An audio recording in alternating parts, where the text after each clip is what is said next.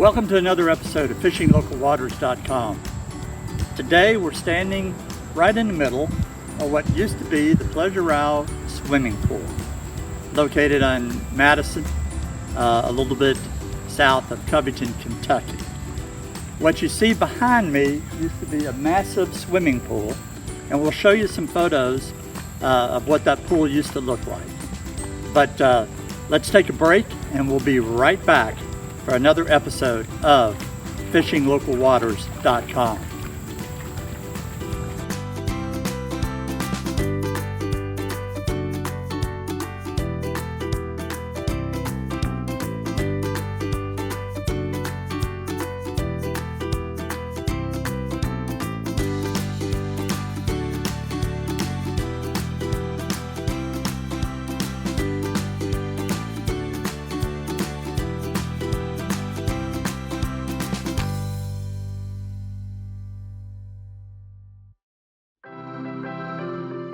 Welcome to another episode of FishingLocalWaters.com. Remember, if you're fishing, you're almost always fishing in someone's local waters. So when on private land, talk to the owners and ask permission. And always be courteous and good stewards whenever you're on private or public properties. As a reminder, if you haven't already, please subscribe below. It helps us and allows us to keep you informed. As always, we hope you enjoy this segment of FishingLocalWaters.com.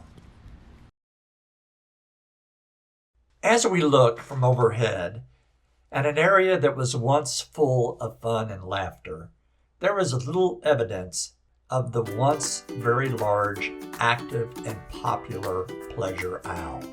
To help you get a bearing, in the opening scene, I was fishing and standing in the middle of Banklick Creek at this location.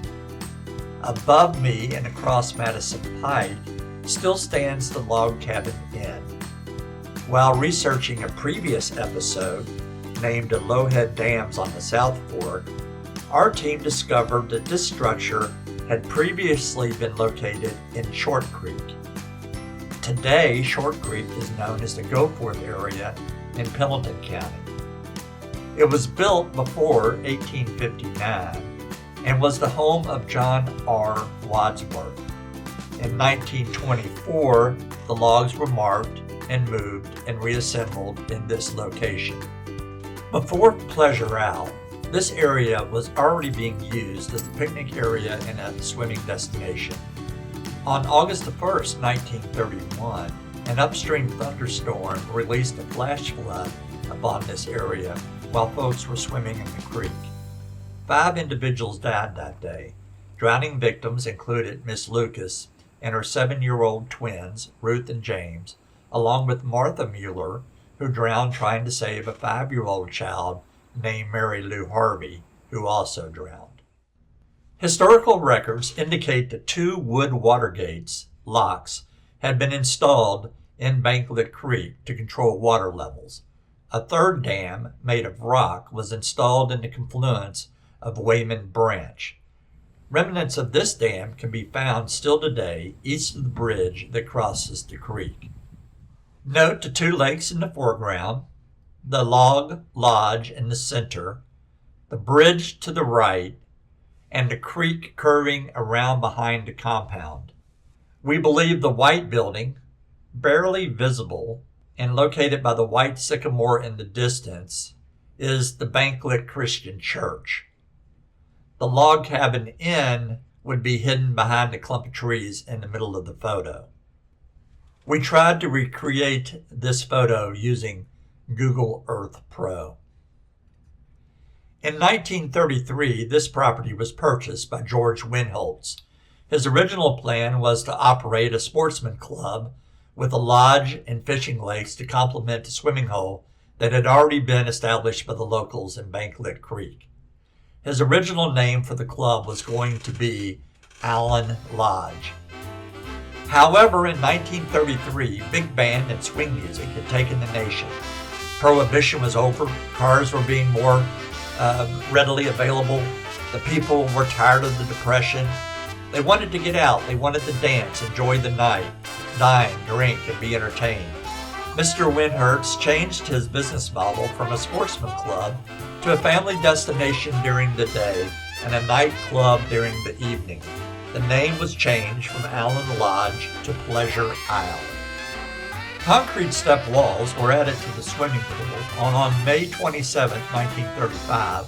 An ad ran in the newspapers announcing a concrete swimming pool fed by sparkling spring water.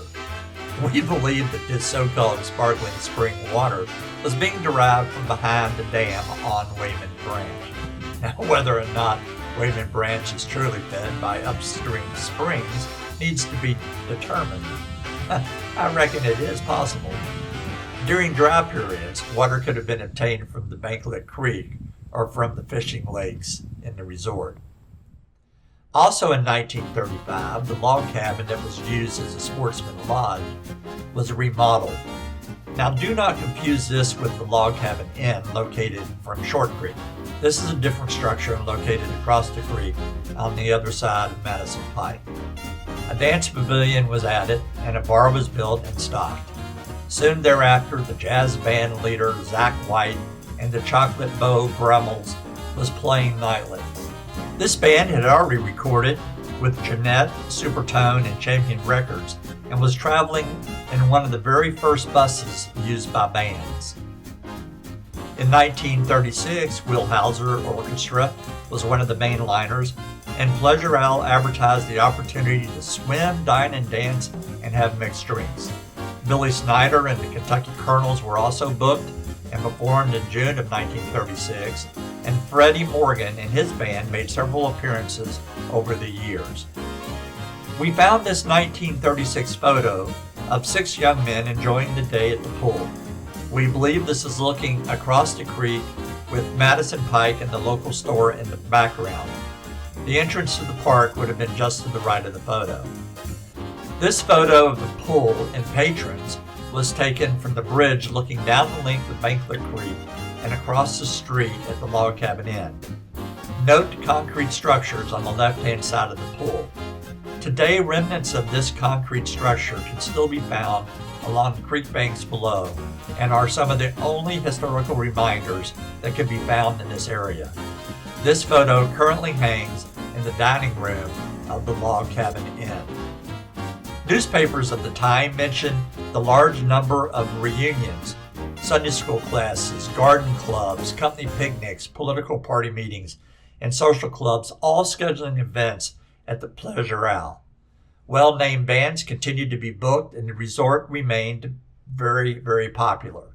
In 1942, with every available young man fighting in World War II, the nightclub business began to slow. As we conducted our research, we did find records of drownings that occurred over the 60 years of operations. However, in 1943, this was a particular rough year when a 5-year-old boy drowned in June and a 6-year-old boy drowned 60 days later in August. By 1946, George Winhertz decided to close and revamp the facility.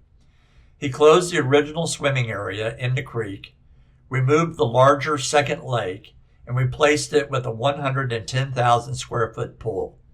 It is reported that this new pool could hold 1 million gallons of water.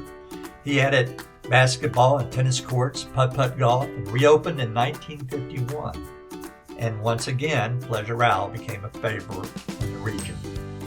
This topographical map from the 1950s shows the new pool location and the expanded main facility building.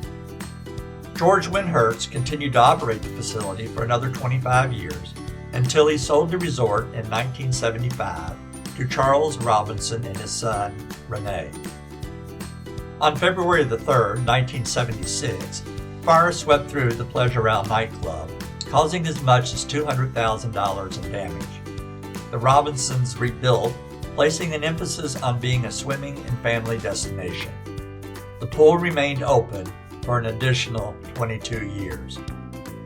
In 1997, the state of Kentucky purchased the land and expanded Kentucky 17 to a 4-lane highway.